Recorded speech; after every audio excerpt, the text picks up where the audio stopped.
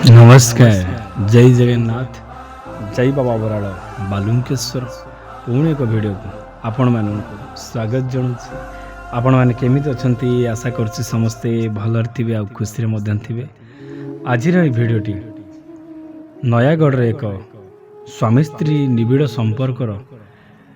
संपर्क उपरे एमिति किछि बाधा विघ्न आसी एमिति कहीं जड़े थर्ड पर्सन पशि जाइए जो गोटे स्वामी स्त्री संपर्क एवं उभुटू से कहानी उपर आज मु कथाटी कही रखी।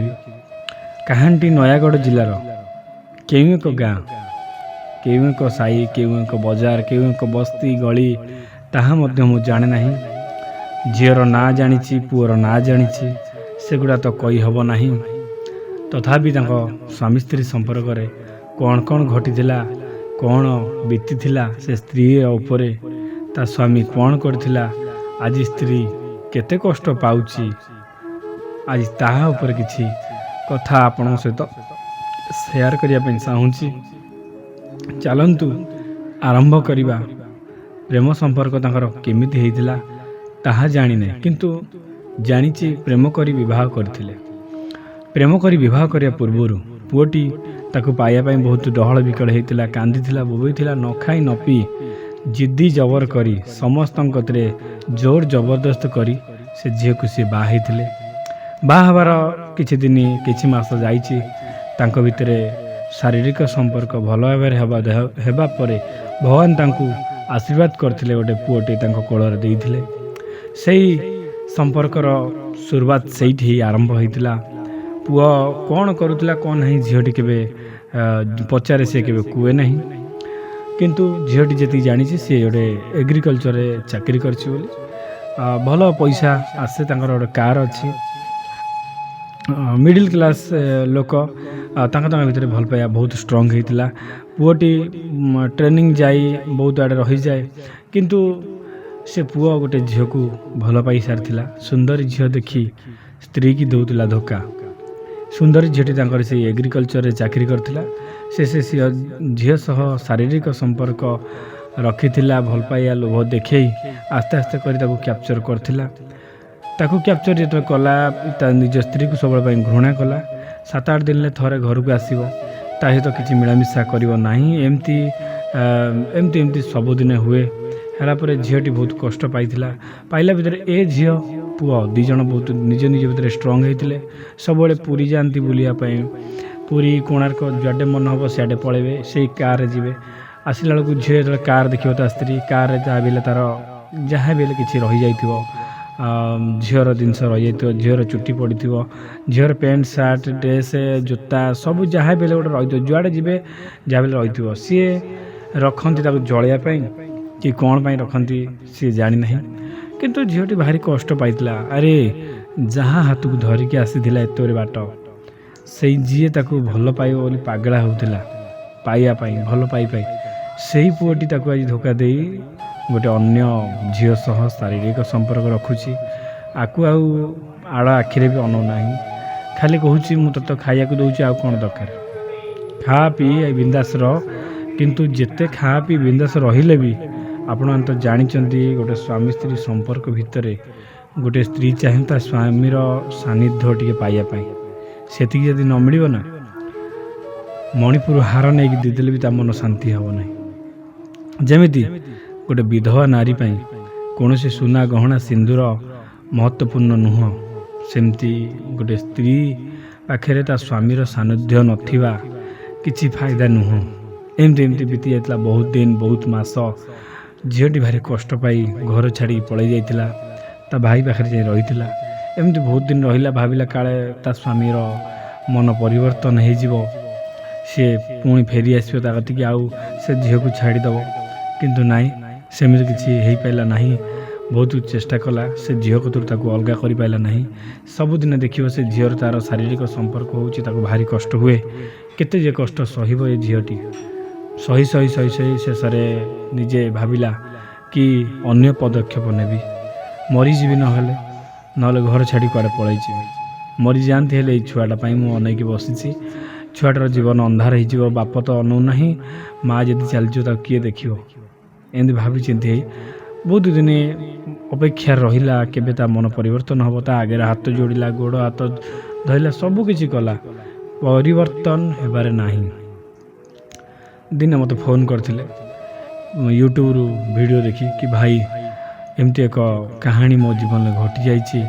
ମୋ ସ୍ୱାମୀ ମୋତେ ଭଲ ପାଇଥିଲେ, ଭଲ ପାଇ ବାହା ହେବା ପାଇଁ ବହୁତ ଜିଦି ଜବର କରି ଗୋଡ଼ ହାତ ତଳେ ପଡ଼ି ରାଣ ନିୟମ ପକାଇ ବହୁତ ପ୍ରେସର କରି ମୋତେ ବାହା ହେଇଥିଲେ।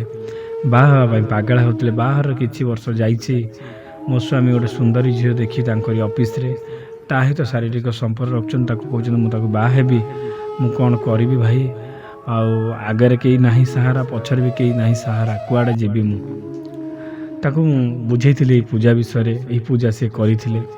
ପୂଜାର କେତେଟା ସୋମବାର ଗଲାଣି ମୋର ଖିଆଲ ନାହିଁ, କିନ୍ତୁ 7ଟା ସୋମବାର ଭିତରେ ସେ ଚମ୍ପା ନାଗେଶ୍ୱରୀ ପୂଜା ମଧ୍ୟ କରିଥିଲେ। କଲା ଭିତରେ ତାଙ୍କୁ ଗୋଟେ ଉପାୟ ମୁଁ ଦେଇଥିଲି କି ଭଉଣୀ ତୁମେ ଘର ଛାଡ଼ିକି ପଳେଇ ଯାଅ। ଏମିତି ଘର ଛାଡ଼ିକି ପଳେଇ ଯାଅ ଯେଉଁ ଘର ଛାଡ଼ି ଗଲା ପରେ ଭଗବାନ ତା ମାଇଣ୍ଡକୁ ନିଶ୍ଚିତ ପରିବର୍ତ୍ତନ କରିବେ। ଘର ଛାଡ଼ି ଗଲାବେଳେ ଗୋଟେ ଚିଠି ଲେଖିଦେଇ ଯିବ, ଯେଉଁ ଚିଠିକି ତାକୁ ଆଘାତ ଦେବ ତା ମନକୁ କି ମୋ ସ୍ତ୍ରୀ ଆଜି ବିନା କାରଣରେ ମୋ ଖୁସି ପାଇଁ ମୋତେ ଛାଡ଼ିକି ଚାଲିଯାଇଛି। ଚିଠିରେ କ'ଣ ଲେଖିଥିଲେ ନା, ସ୍ୱାମୀ ଭାବିକି ସମସ୍ତଙ୍କୁ ପର କରି ତୁମ ପାଖକୁ ଫେରି ପଳେଇ ଆସିଥିଲି।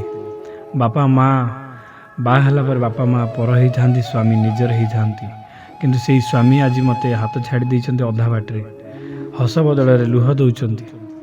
ଅନ୍ୟ ଝିଅଙ୍କୁ ଧରି ଖୁସିରେ ରହୁଛନ୍ତି। ହୋଟେଲ ଯାଉଛ, ଲଜ୍ ଯାଉଛ, କିନ୍ତୁ ନିଜ ସ୍ତ୍ରୀକି ଆଡ଼ ଆଖିରେ ଅନଉନାହ। ସବୁଦିନ ପାଇଁ ମୁଁ ପଳେଇ ଯାଉଛି ତୁମ ଜୀବନରୁ। ଯାହା ବି ତୁମେ କର କେହି ତୁମକୁ କହିବା ପାଇଁ ନଥିବେ, ପଦକ୍ଷେପ ନେବା ପାଇଁ ବି କେହି ବି ନଥିବେ। ଗୋଟେ ଫର୍ଦ୍ଦ ପେପରରେ ସେ ଲେଖିକି, ଏ ତ କାହାଣୀ ମୁଁ ଅଳ୍ପ ଅଳ୍ପ କହୁଛି, ଲେଖିକି ସେ ଥୋଇ ଦେଇକି ପଳେଇଥିଲେ। କଳାହାଣ୍ଡି ପଳେଇଥିଲେ ତାଙ୍କ ଭାଇ ପାଖକୁ। ମୁଁ କହିଥିଲି ଯାହା ପାଖକୁ ଯିବ ତୁମ ବାପା ମା' ଜାଣିଥିବା ଦରକାର, ଆଉ କେହି ନ ଜାଣିବା ଦରକାର। ସିଏ ଖାସ୍ କରି ସିଏ ନ ଜାଣିବା ଦରକାର। ଏମିତି ବିତିଗଲା ଗୋଟେ ମାସ ଭିତରେ ଭଉଣୀର ବହୁତ ଫୋନ୍ ଆଇଲା ଭାଇ ଆଉ ତୁମ ଭରସାରେ ଆସିଛି ଭାଇ, କେବେ ହାରିଯିବିନି ତ? ମୁଁ କହିଛି ଭଉଣୀ ଭରସା କରିକି ତୁମ ଘରୁ ପାଦ କାଢ଼ିକି କଢ଼େଇ ଆଣିଛି। ମୁଁ କେବେ ବି ତୁମକୁ ଅଧା ବାଟରେ ପେଲି ଦେବିନି। ମୁଁ ତୁମ ସ୍ୱାମୀ ନୁହଁ ଯେ ତୁମକୁ ଅଧା ବାଟରେ ପେଲି ଦେବି। ମୁଁ ତୁମ ଭାଇ, ମୋତେ ଭାଇ ଡାକିଛ ପରା, ସେତିକି ମୋ ପାଇଁ ବହୁତ କିଛି। ଆରେ ତୁମେ ଘରୁ ଏକୁଟିଆ ବାହାରି ଆସିଛ, ମୁଁ ଭାବୁଛି ତୁମେ ମୋ ହାତ ଧରି ଘରୁ ବାହାରି ଆସିଛ, ଏ ଭାଇର ହାତ ଧରି ବାହାରି ଆସିଛ। ନିଶ୍ଚିତ ତୁମକୁ ଠିକଣା ସ୍ଥଳରେ ପହଞ୍ଚିବା ଦାୟିତ୍ୱ ମୋର। ଏତିକି କହିଥିଲି ତାଙ୍କୁ। ବହୁତ ଥର ଫୋନ୍ କରିଛନ୍ତି, କାନ୍ଦି ବୋବେଇ ଫୋନ୍ କରିଛନ୍ତି।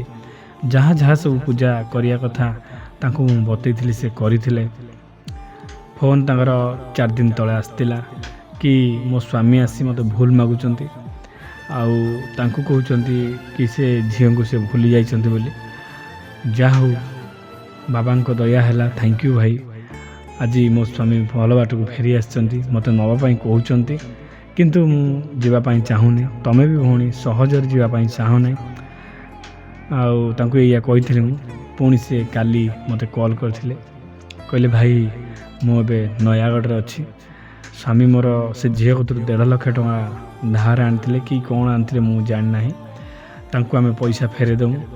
ଆଉ ସିଏ ମୋ ସ୍ୱାମୀଙ୍କ କତରୁ ଅଲଗା ହେଇଯାଇଛନ୍ତି। ଲାଗୁଛି ମୋ ସ୍ୱାମୀ ଏବେ ମୋ ପାଖରେ ଅଛନ୍ତି, ଆଉ କାହାରି ପାଖରେ ନାହାନ୍ତି। ଏଇଟା ମୋତେ ଖୁସି ଲାଗୁଛି ବହୁତ।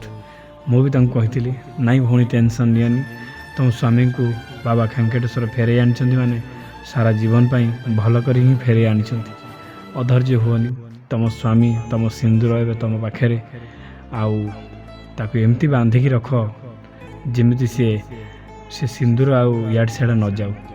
ଭଉଣୀ ଜଣେ କହିଲେ ମୁଁ ଏମିତି ବାନ୍ଧିକି ରଖିବି ସେ ସିନ୍ଦୁରକୁ, ଏମିତି ଭଲ ପାଇବା ଦେବି ସେ ଯେମିତି ଆଡ଼ ଆଖିରେ କାହାକୁ ଅନେଇବେନି। କିନ୍ତୁ ଯଦି କାମନା ବାସନାର ଲୋଭ ତାଙ୍କୁ ଦେଖାଯାଏ, ସେ ଜାଗାରେ କ'ଣ ଭଲ ପାଇବା ଆଉ ଦେଖାଯିବ? ସେ କଥା ବି ଠିକ୍।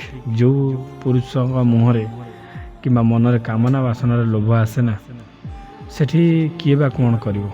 କିଏ ବା ଆଉ ଚାହିଁବ ସ୍ୱାମୀ କି ନା ସ୍ତ୍ରୀର ଭଲ ପାଇବା ଆଉ କ'ଣ ତାକୁ ଦେଖାଯିବ ନାହିଁ। କିନ୍ତୁ ଗୋଟିଏ କଥା, ସୁନ୍ଦରୀ ସ୍ତ୍ରୀକି ଛାଡ଼ି ପୁଣି ଏକ ସୁନ୍ଦରୀ ଝିଅ ପାଇଁ ନିଜ ସ୍ତ୍ରୀକି ଭୁଲିଗଲା। ସେଇ କଥାଟା ମୁଁ ଥମ୍ବନେଲ୍ ଦେଇଥିଲି। ସେଇଟାର କେତେଗୁଡ଼ିଏ ସତ୍ୟାସତ୍ୟ ଆପଣମାନେ ତ ଜାଣିପାରୁଥିବେ।